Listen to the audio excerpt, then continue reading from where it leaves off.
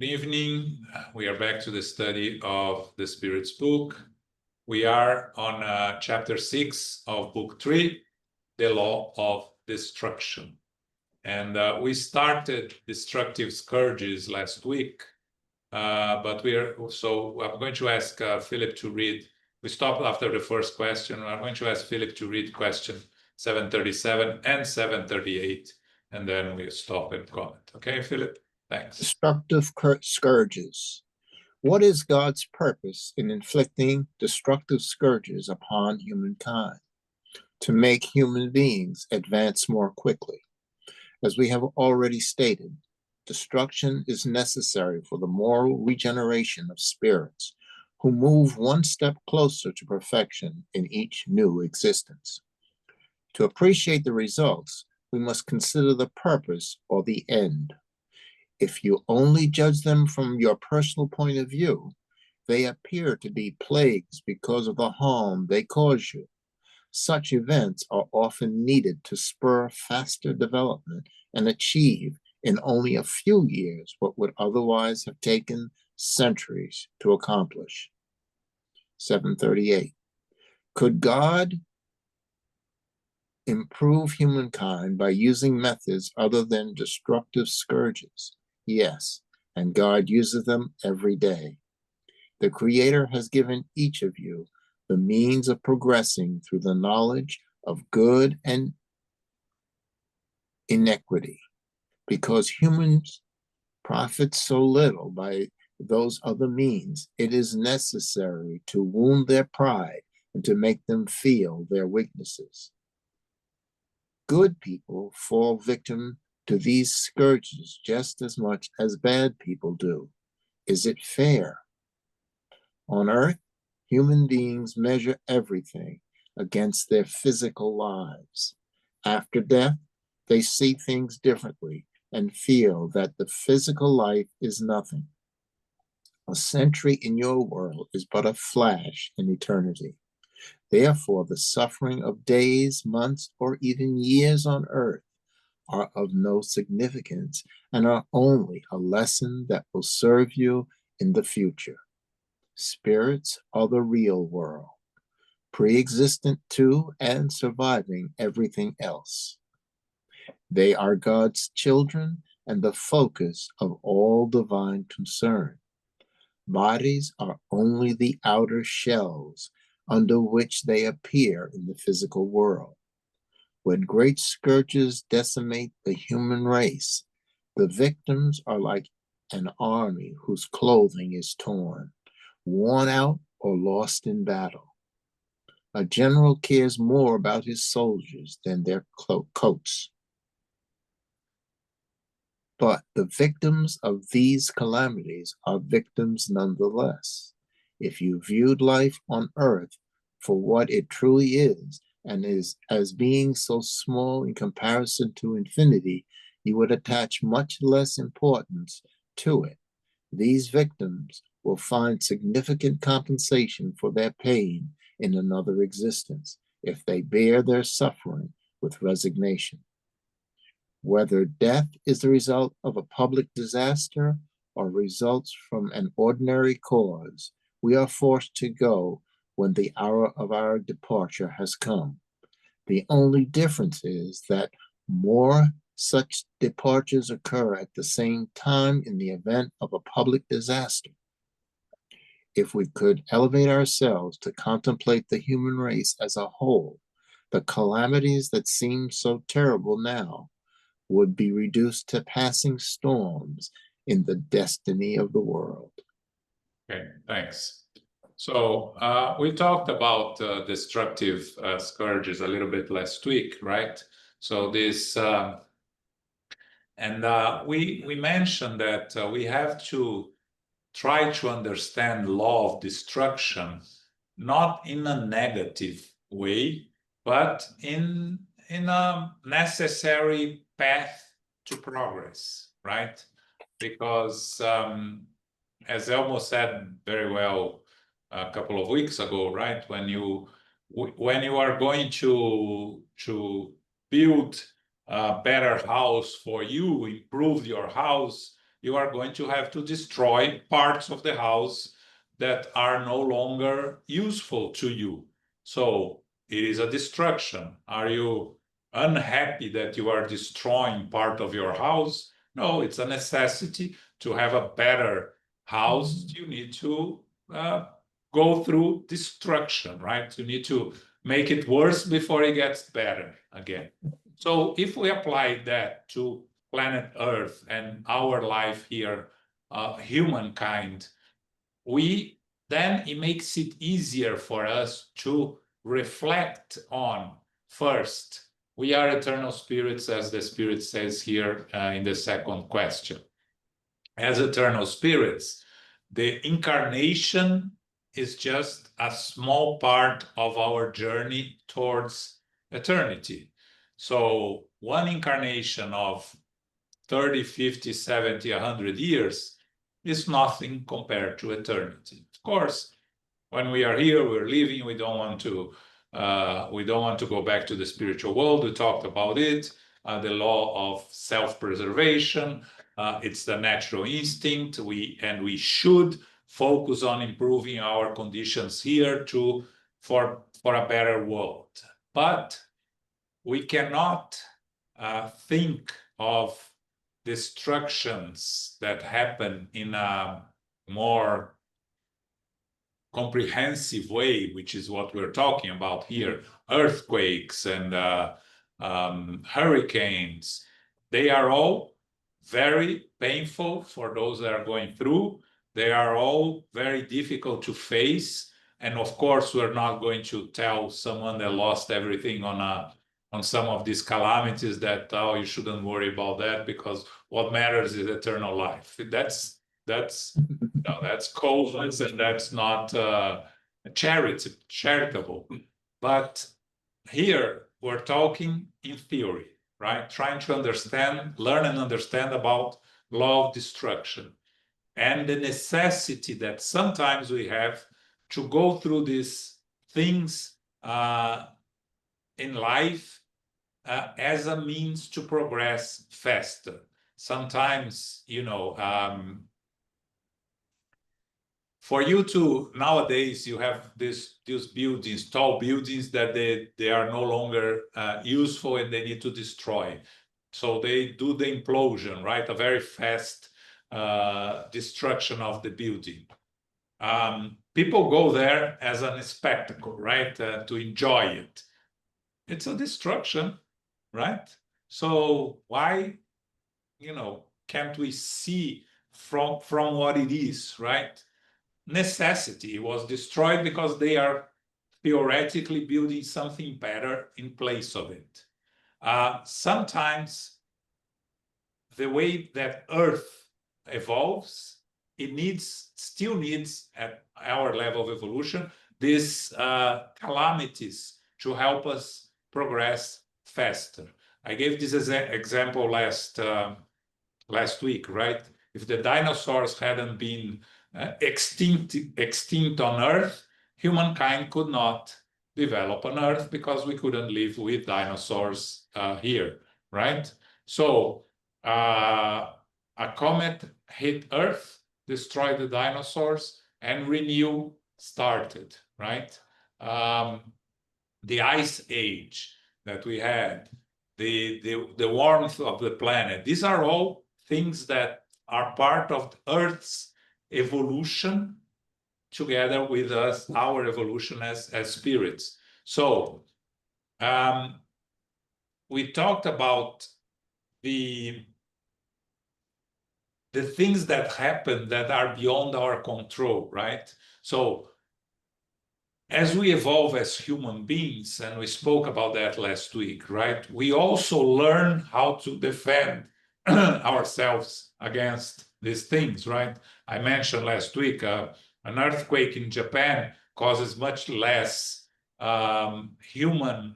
cost many less human lives than an earthquake in, let's say, Haiti, right? A same intensity earthquake. Why? Because Japan learned how to defend themselves better. It causes destruction, it causes a lot of damage, but it causes not not much loss of human lives as compared to other places. Of course, we had we had a tsunami, and we don't know yet how to defend ourselves against the tsunami.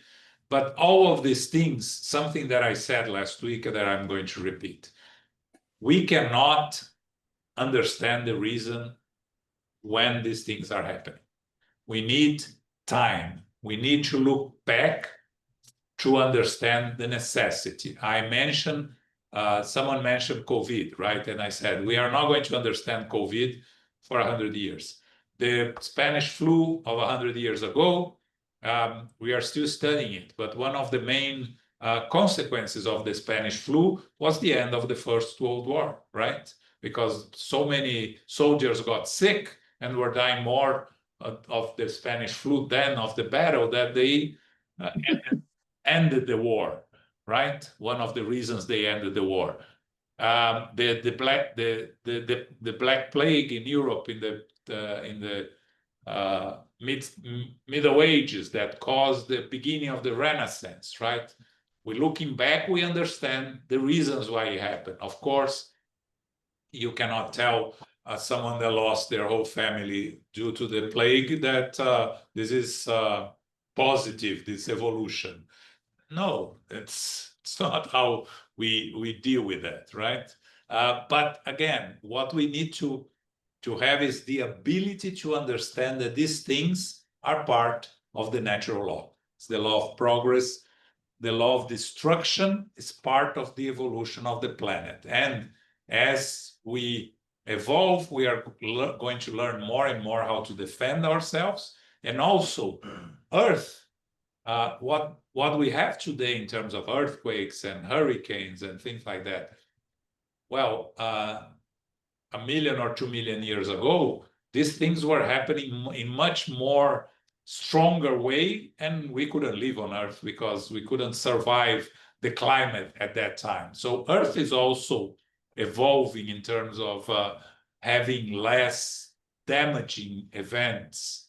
Of course, we are kind of interfering now with the weather, right? With the progress, but the same way that we are interfering, we are learning the damage that we are doing and learning how to prevent or protect ourselves from the damage that we are causing it, right?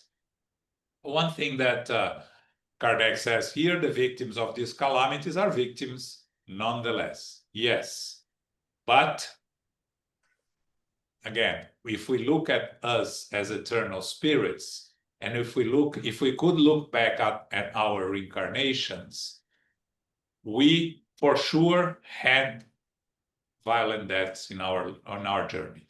You know, we may have died in wars or diseases or calamities. We died, you know, our physical body died so many times that we went through those.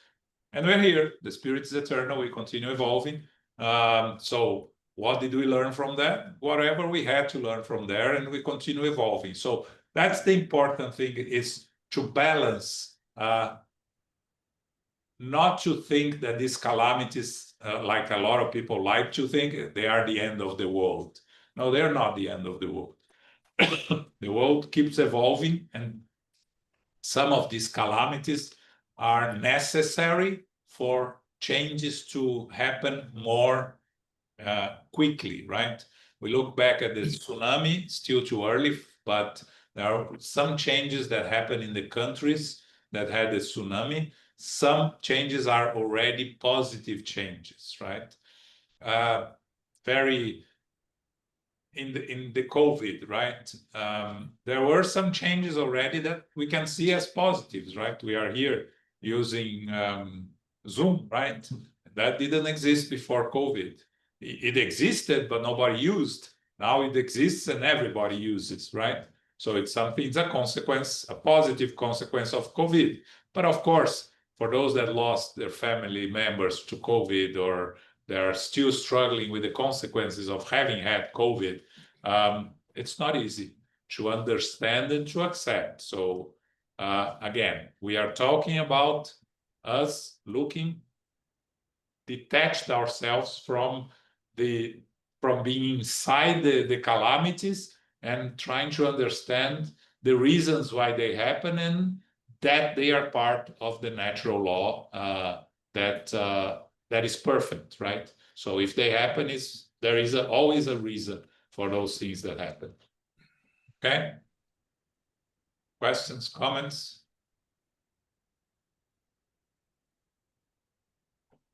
$739. Yes. Are destructive plagues physically useful despite the evils prompted by them? Yes, they sometimes change the state of a region, but the good that results from them is often enjoyed by future generations. Here the spirits are telling us clearly, right, that we cannot, these plagues and again, in the 19th century, we didn't have a lot of the advances we have today in medicine, in prevention against these diseases, right? So people who get sick at the time of Kardec wrote this book, I don't think we didn't even have penicillin, right? We didn't, for sure, we were beginning to develop vaccines, and we're not going to discuss the problems that people are finding these days.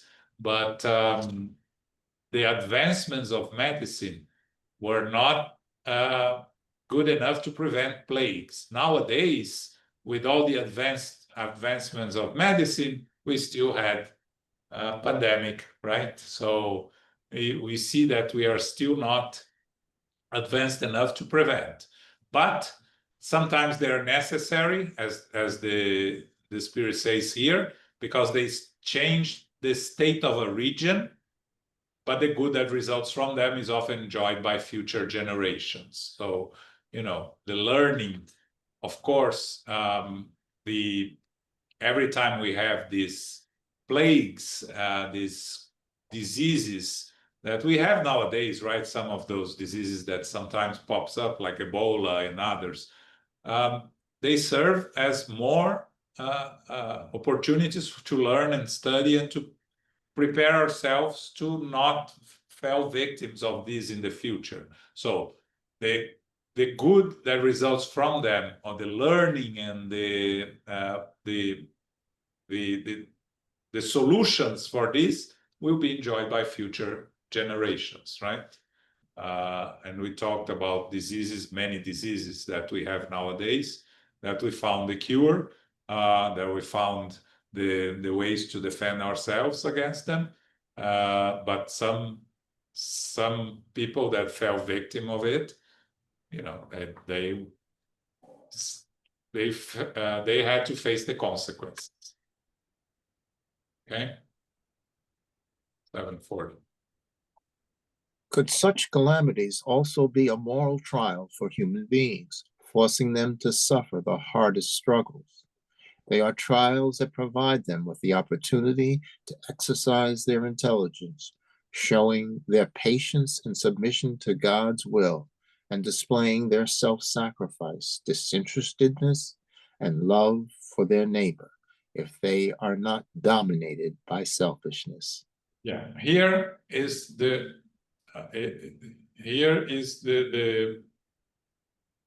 way we have to face these calamities, right?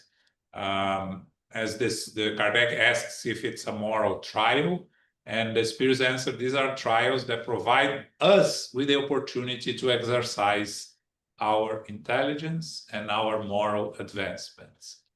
One thing that we see, right, that whenever we have these calamities that become very public, people run to send money, to help, which is great. But we have people dying every day from other calamities that are not in the news, right? People dying from hunger, people dying from diseases that are in places that nobody hears of it, right? So there is always opportunities to help, but we need at our stage of evolution, we need sometimes these big events to call ourselves to reflect on how to be of assistance to those suffering, right? So it's an opportunity to learn self-sacrifice, disinterestedness, and love for our neighbor. It's an opportunity to exercise this. So sometimes these calamities serve for this purpose. Of course, not everybody is going to help, not everybody is going to learn from it, but some people will. And in the end, it's one by one, right? If some people learn from it and some people acquire, internalize these notions of self-sacrifice and love for the neighbor, that is going to accompany them to the rest of their incarnation and back to the spiritual world, it's already a progress and it already serves the purpose. So it serves a purpose, these calamities, and as long as we still need them for this and other reasons, we are going to have them around us, right? Of course, as we evolve and the world evolves, it becomes less and less necessary, and the world also becomes less and less dangerous in terms of causing of these calamities happening, right? We are still trying to learn how to avoid our calamities of our own creation, right? Which is happening. Nowadays, we see more and more accidents caused by our own carelessness in building in places, dangerous places, in not building it properly, in abusing nature in the sense of causing damage to the places that nature are supposed to prevent. So, but again, everything is a learning process. Okay. 741. Yeah. Do human beings have the power to avert the terrors that now afflict them? Some of them, but not as is commonly believed. Many of those plagues are the consequence of their lack of foresight. Therefore, as they acquire knowledge and experience, they are able to avert them. They can prevent their occurrence when they have determined their cause. Consequently, among the misfortunes that plague humanity, there are some of a general nature that are imposed by God's plans, and the effect of which is felt more or less by each individual. Human beings can do nothing but upset God's will, yet they often aggravate their own pain and suffering due to their negligence. Destructive calamities with natural causes which are independent of human actions include epidemics, famines, floods, and weather events that destroy the fruits of the earth. Human beings have used science to discover methods for achieving agricultural improvements through crop rotation, irrigation, the study of hygienic conditions, and the means of offsetting or at least mitigating many of these disasters. Are many countries today not protected from terrible calamities that once devastated them? Imagine what people could accomplish for their physical well-being when they learn to leverage all the resources of their intelligence and when they add a true sense of charity for the whole human race to their concern for their own self-preservation. Okay. So it's something that we discussed here, right? The spirits are telling us here what we are doing, right? Consequence of our lack of foresight, many of those plagues, right? We don't know how to prevent these plagues from happening. As we acquire knowledge and experience, we are able to avert them. Many of those plagues that happened in the ancient times or in the recent times, not so recent, we already learned how to prevent them from happening. But then there are new plagues, right, or new pandemics that happened that are happening, right? So we see this. We had the Spanish flu 100 years ago. We had the COVID a couple of years ago, that finished a couple of years ago. But we are learning to defend ourselves more and more against those occurrences. Now, there are some of a general nature that are imposed by God's plans. Again, the natural law causes some of these events to happen because it helps us evolve. As Kardec says here in the end, right? What people could accomplish for the physical well-being when they learn to leverage all the resources of their intelligence and they add a true sense of charity. When I see this, I say, well, we are learning to use our intelligence, yes, but our true sense of charity is still missing. We're still not there, right? So, but again, the intellectual evolvement comes normally before the moral evolvement. It goes to a certain point, and then it doesn't move more because we need moral evolvement to catch up a little bit with the intellectual evolvement.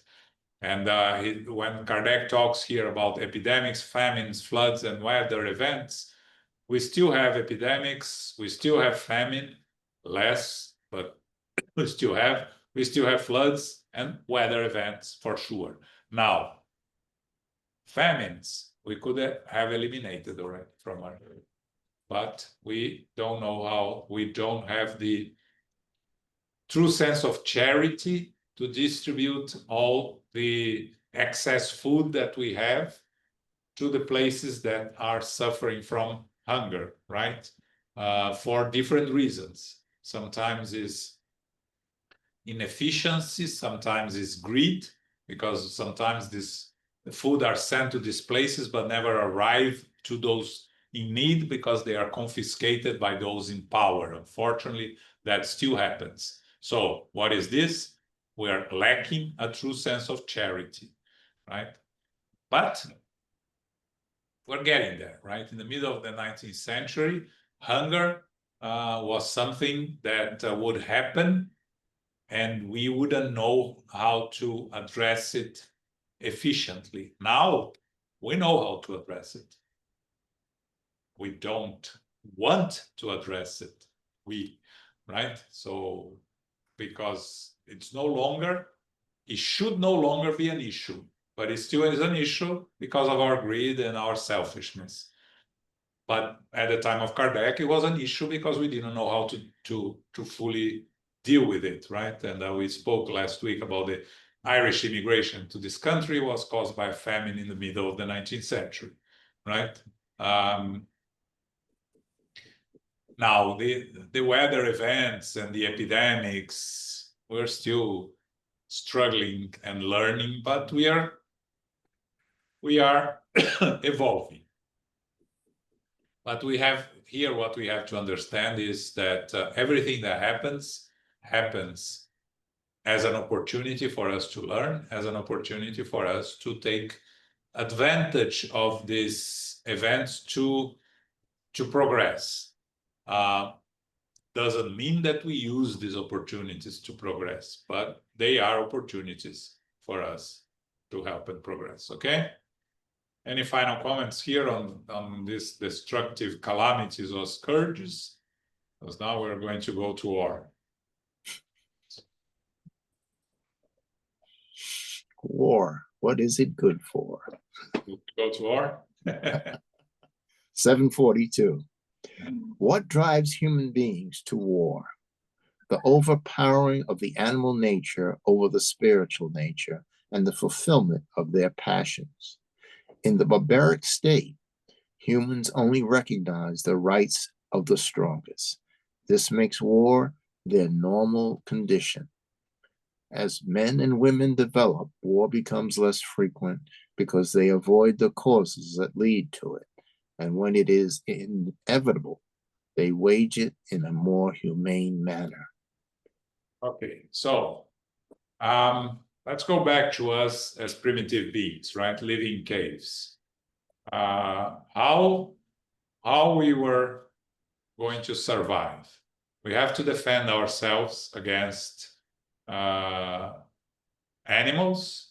We had to find food to survive. So our whole day was spent in trying to find food and defending ourselves.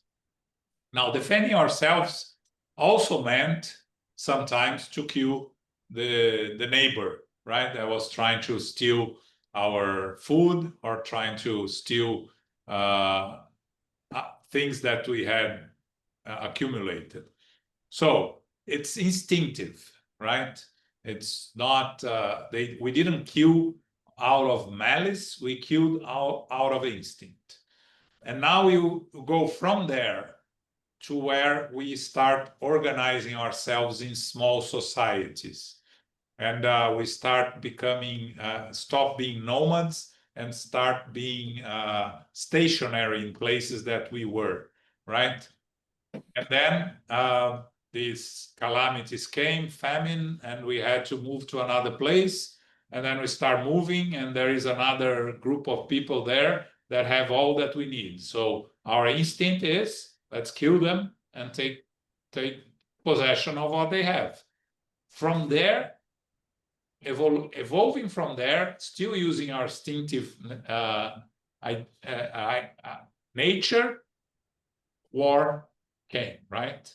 As we become more developed and we start to create a sense of states with a governor or someone responsible,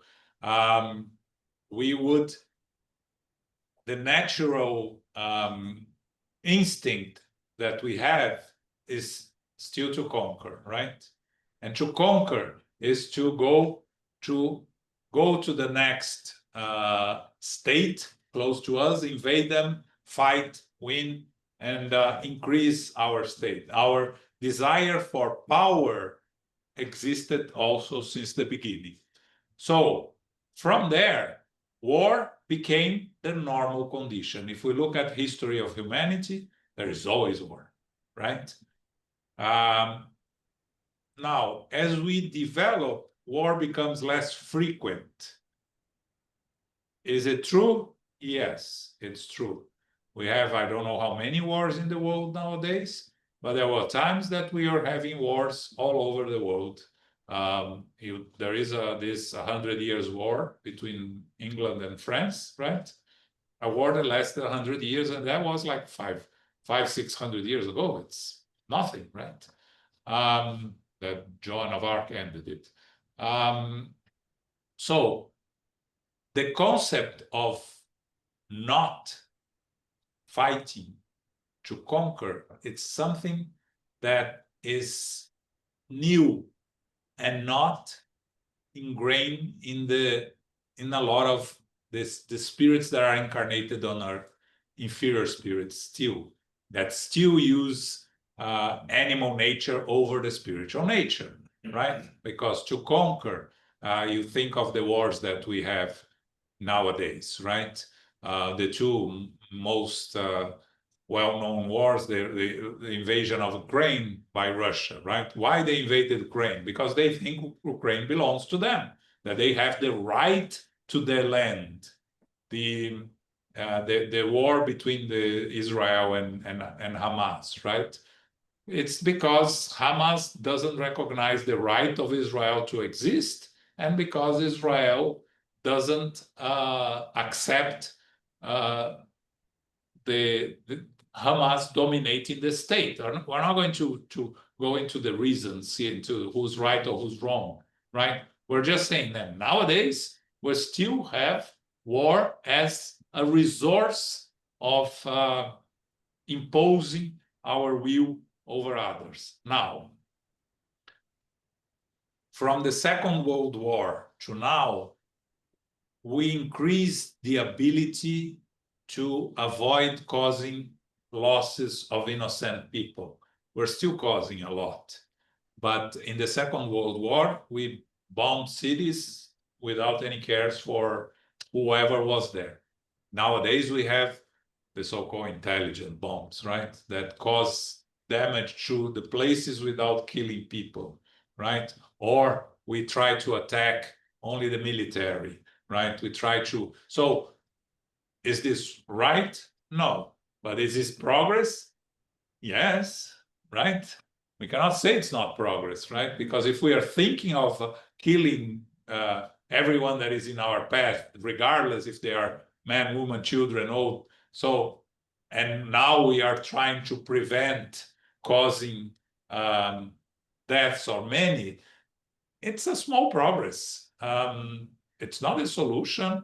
It's not what we should be doing, right? And there's a lack of it's still animal nature prevailing over spiritual nature, but it is progress, and we will become less and less prone to go into wars as we evolve. We can imagine that X years from now we will no longer have wars here on Earth.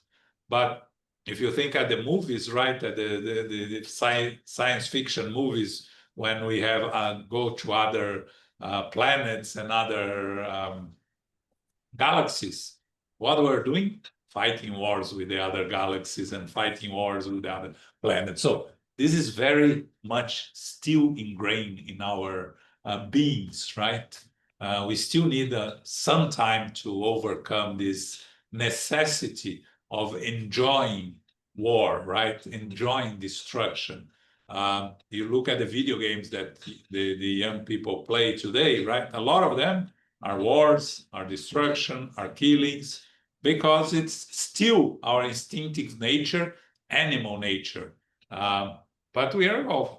We're evolving, but we're still far from getting there, right? Okay. 743. Yeah. Will wars ever end on earth? Yes, when human beings understand justice and practice God's law. Only then will all men and women be brothers and sisters. So, yes, there we went. When human beings understand justice. What justice? God's justice, right? Not human justice. When we all accept and practice God's law, the perfect law, then we'll no longer fight wars, because we'll see our brothers and sisters as brothers and sisters, as children of God. So if you have no animal nature, or the spiritual nature prevails, you're thinking of being of help and assistance to others before you want to destroy others, then wars will disappear. Are we close to that? We have just to look around and see that we're not. But if we look at the world today, we can probably say that a very large number of people prefer not to go to war, right? Wouldn't like to go to war. But the rulers in many of the places still want wars, still want to conquer or to impose their will on others, which is a sign of moral inferiority, right? Lack of spiritual evolvement, right? 744. Just a second, Danny. I don't mean to throw salt in the wound, but a lot of money is made. Yes. Right? So it's not like overpowering or conquering territories, or Yes. You gave the examples of Israel, Palestine. They don't accept each other. There's a big mess, but there are a lot of people making a lot of money. Yes. So it's very convenient to have conflicts, and I think weaponry industry is very profitable. Very powerful. Profitable and awful. Powerful. Yeah, but profitable, like profits. Yes. Is made powerful. Yes, and then in consequence, power. Yeah. Yeah, no, and of course, these wars that happen throughout the world, the those that build weapons, they profit from it, and they have no interest in these wars ending. And again, it says it was greed, selfishness, greed, inferior nature. So it's not. But if when we reach a level of evolvement that people refuse to go to war, right? That people understand that war is not necessary, then these industries will disappear by themselves, right? But we are so far from it, if you look around, so far, because, profit drives the world, greed drives the world, not only on weapons, but in other sectors. So as long as this prevails over charity and help one another, it's going to continue happening wars, right? But we are progressing. We have to understand and to understand that we are progressing. Even the people that are doing building weapons, they are building weapons also, some of them with the precaution of causing less destruction, in a sense, learning to cause less destruction in terms of destroying lives. It's a small portion, but there is already people worried about that, which is progress. Now, remember, we go 2 steps forward, we will go 1 step backwards, right? So here in this country, talking about nuclear tests again for nuclear weapons, right? This is the struggles that we have with spirits that don't want the majority to evolve, right? That are still fighting to stay in their own inferior tendencies and their own inferior desires and try to impose their will on others. We still have a lot of them in important places in the world, and that it will take some time to change, but it will change. The laws of progress, we study that. So it's difficult sometimes for us to understand, to accept, but we have to, if we are studying spiritism and we are studying moral laws, and one of the law that we just finished is law of progress, that is a natural law. Everything progresses. We progress, the world progresses, everyone progresses. So there is progress even when it doesn't look like we are progressing. And we are going to address this question that what you mentioned, Danny, in the not this question but the other one, last one of this item. Let me share because I don't know. This is kind of difficult for me to understand possibly. But like what drives human beings to war? It boils down to selfishness. That's what it boils. Yes. This is mine. I want it mine. It's not going to be yours. That's what it brings people to war. Yeah. And then we read 7.4 no. And this thing about God's purpose, I don't know if it's God's purpose. You understand what I'm saying? It's us. Yes. It is us. God, don't be bringing God into this. In fact, but God is providing for the construction, but it's not the purpose. I don't know. That was my 2 cents there. No, yeah, you're right. And again, the next question is going to be complicated to explain, right? Because the question is, Philip, go for it, but then we will talk about it. 744. Yeah. What is God's purpose in making war necessary? Freedom and progress. If war brings us freedom, why does it often entail the slavery or oppression of the people attacked? This opposition is short-lived and serves to make the people grow tired of their enslavement, pushing them to advance more rapidly.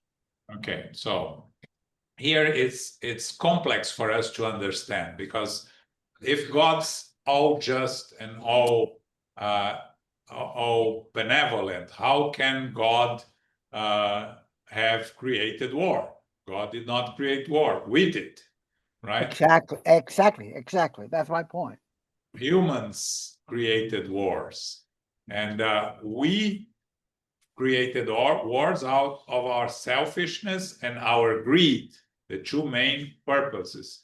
Conquer those, and what we explained in the beginning, right? To conquer the lands of the neighbor, to destroy the neighbor because he looks different from me, because I'm superior, and all those inferior sentiments that we have, right? But sometimes what happens is the necessity of war, and again, necessity here in the sense of those that are victims of war, is freedom and progress.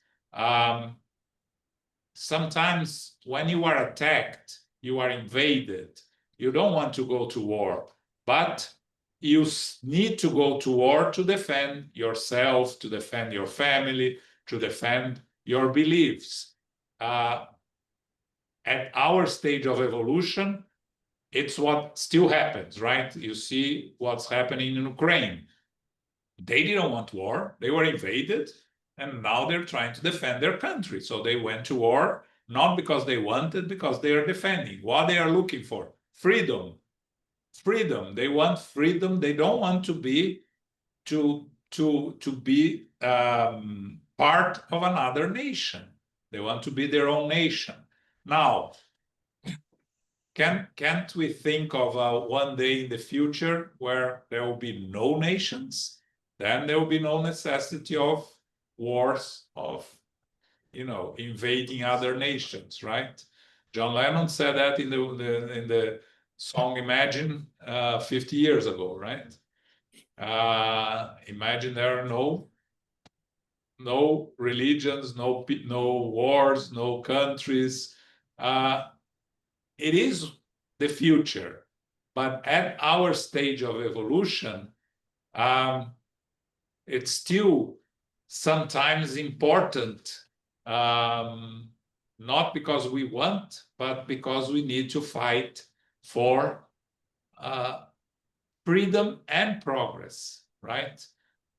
It's a difficult concept for us to understand here, because we are here studying the progress, and we know that war causes only destruction. It doesn't really build anything.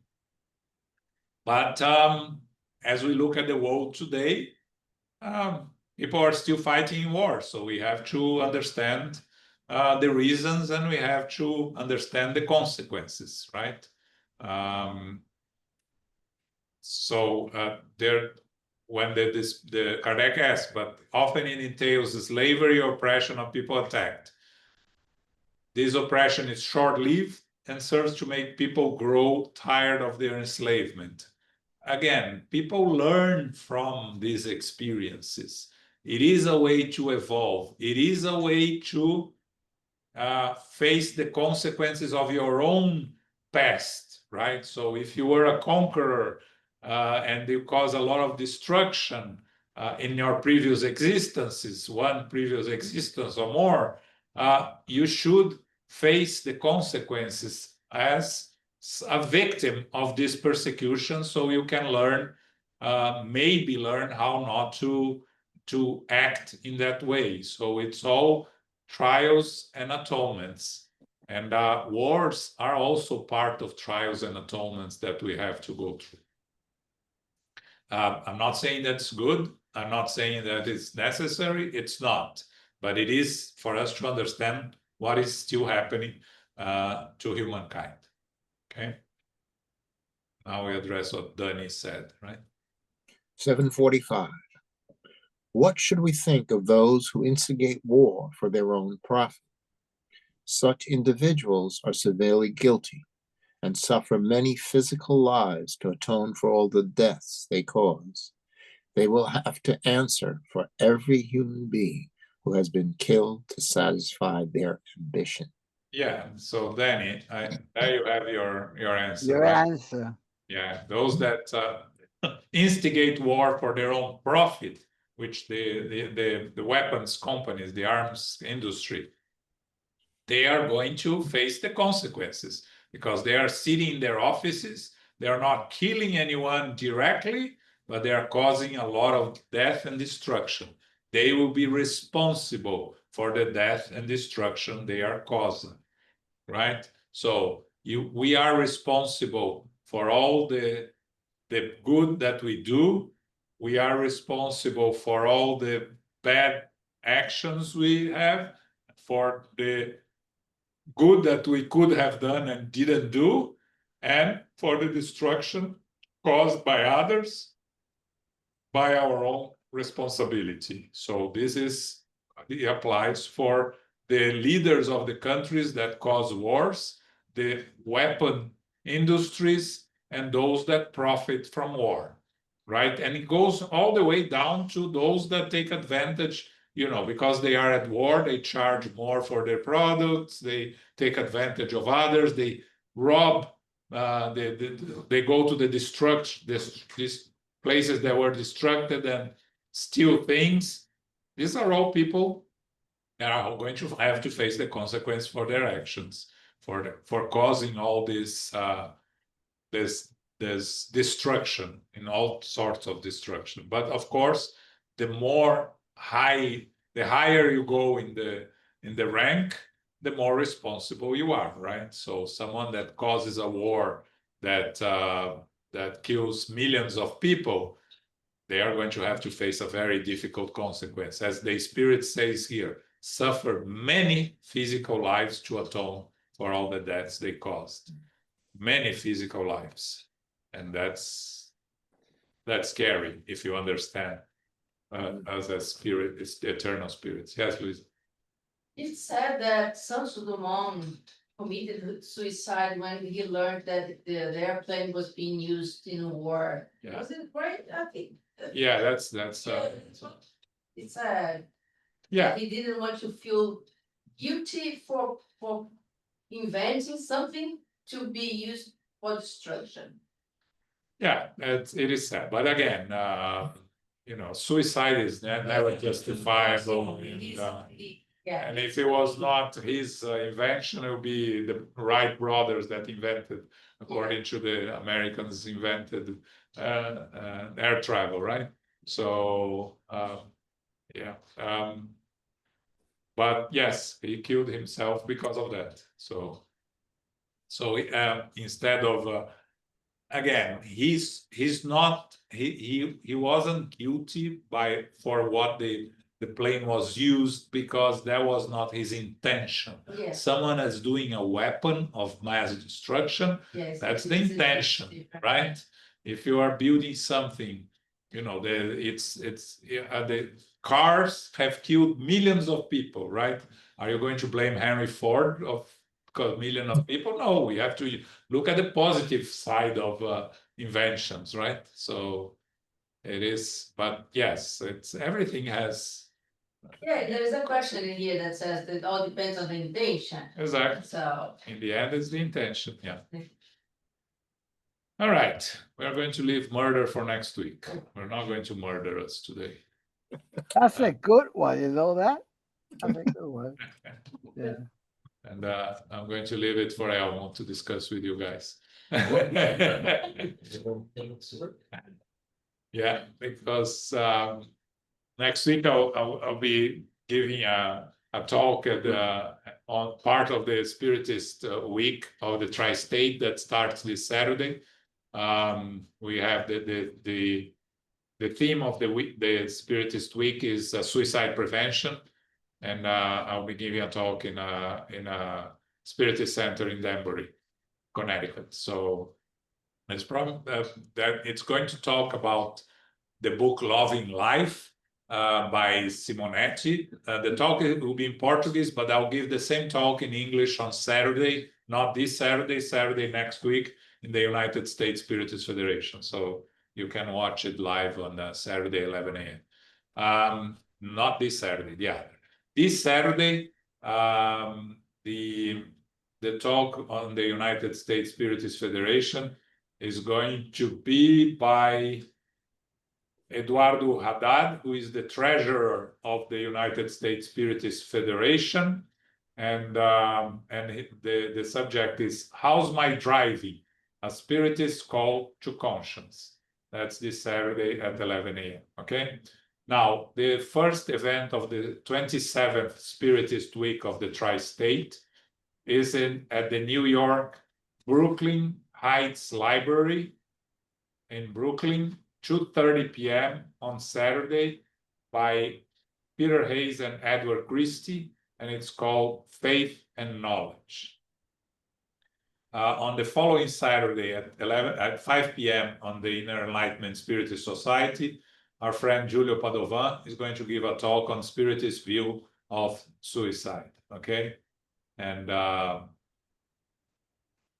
my talk is Saturday, 11 a.m. through the United Spiritist Federation. It's the same one I'm giving on Thursday in Connecticut. Okay, so next Thursday you'll be here with Elmo talking about murder. Book Club, chapter 26 next week. And in 2 weeks' time on Thursday is Thanksgiving. So Elmo is going to remind everybody, but you all know that we are not going to have our study group on Thanksgiving, right? So Elmo, can you do our final prayer? Sure.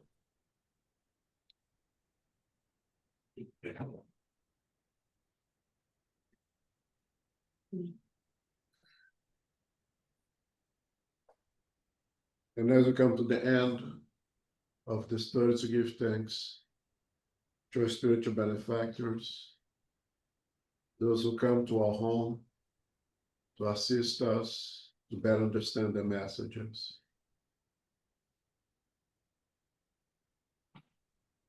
We ask for protection, for guidance throughout the week, to be vigilant with the sentiments that will brew in our hearts, with the thoughts that we allow to hang around our mind.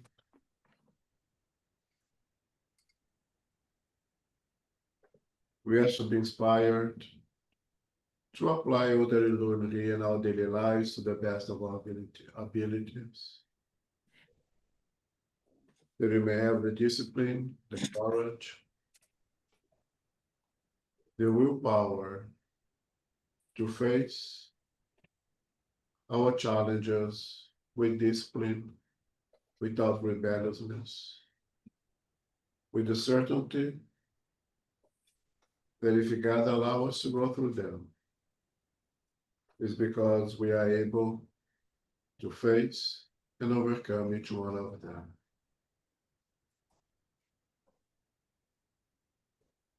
May we be the best servant at the hands of our Master Jesus Christ, to spread his peace, his teachings, with our behavior. And we ask permission to close our meeting. So be it.